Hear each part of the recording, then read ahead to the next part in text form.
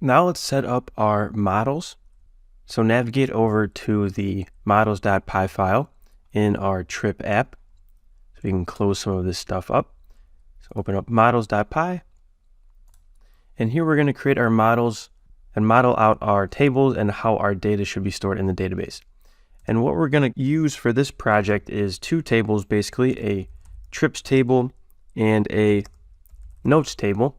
And so a trip will just be a trip, and a note will be associated with a trip, and it will be any kind of note you want to save about the trip. And the thing here is that we'll also include images in our notes, so we'll look into how to store and use images. So let's start with creating our trips model first. So we can say class trip that will extend models.model, and then we can start to set some fields. So the first thing we're going to want to store is the city, which we will store as a car field, models.car field, and max length equals 50. Then we will actually duplicate this. So Shift Alt down arrow and store the country. But this time the max length will just be 2 because we'll just be using country codes. So like USA equals US. So just these 2-digit codes. We'll also track the trip start and end dates. So we'll say start underscore date equals models.date field. So this will store a specific date. We could say blank equals true and null equals true. So this means that this is not a required field. So it's okay to store blank values here. Then we could duplicate this down again and just do the same thing for end date. Then we also want to have the owner. So this is associated with the user. Since we're going to be letting users log in, essentially going to be the logged in user. When they create a trip, we want them to be the owner of that trip so that logged in users only see their trips. So to do this, we're going to have to start to look into the user model and user authentication. And luckily, Django comes pre-built with some handy user authentication tools. So let's go ahead and from the top import this from Django. So we could say from Django.contrib.auth import get underscore user underscore model. And so you can see that this returns the user model that is active in this project. And so this is a nice way of being able to get the user model, which we can't see actually as being created here because it is already created in the Django project. You remember when we made those migrations, we saw a bunch of other files that were migrated, and one of those was this user table that Django creates out of the box. So Django behind the scenes basically already has a user table set up, and this right here just says give us access to whatever user model we want to work with, and by default it's this one that Django comes with out of the box. And then we can use get user model to actually get the user. So we can just say user equals get user model and invoke that function. And so this will return this user model. And so now for our owner, we want to make this be a foreign key because each trip will be associated with one owner, but one owner, one user can have multiple trips. So we'll use a foreign key relationship there. Models.foreign key. Which model is it relating to? Well, the user model, which we just got right here by calling get user model and saving it as user. Then we want on delete models.cascade so that if a user gets deleted, we can just delete all of the trips that they had because they're no longer relevant.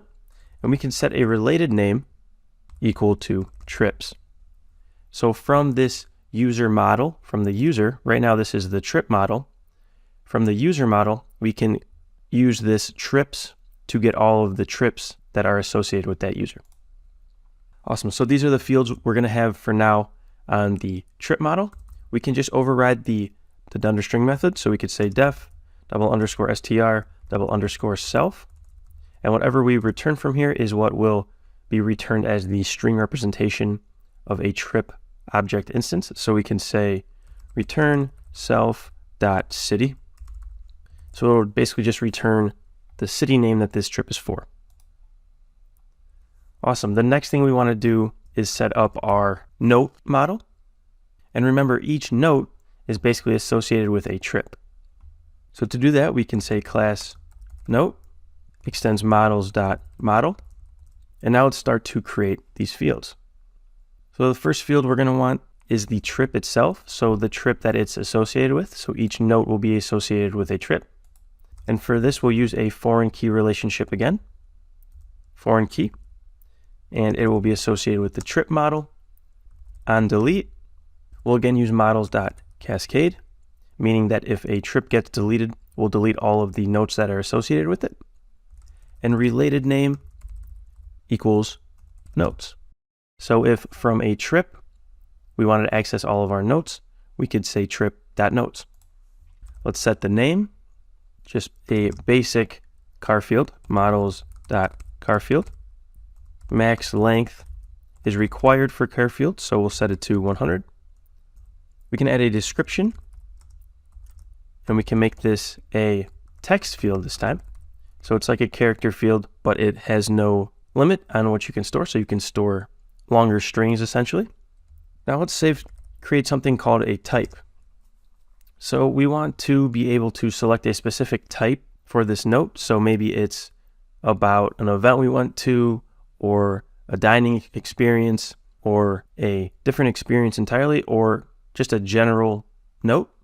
And we'll let the user select this from like a predefined list. So to do this, we'll save it as a char field, and we'll set the max length equals 100. But then we'll set some choices. So we do this using choices equals, and let's go ahead and create a variable up here at the top of the note. It's called excursions. And this will be the type of different excursions that we'll have on the trip. And again, when we set these choices, it's a tuple of tuples. So we could say event, and then the string representation, or how it will show up in the admin. So we'll say this first one is just a normal event. We'll duplicate this a couple times, and we'll say this one is a dining excursion. So come over here and say dining. Then we'll say an experience excursion, experience, and the last one will just be general. So then we can take this excursions variable here and set it as our choices. The next thing we want to store is an image. So what if you want to upload a picture of the dining experience you just had, or of the event you went to?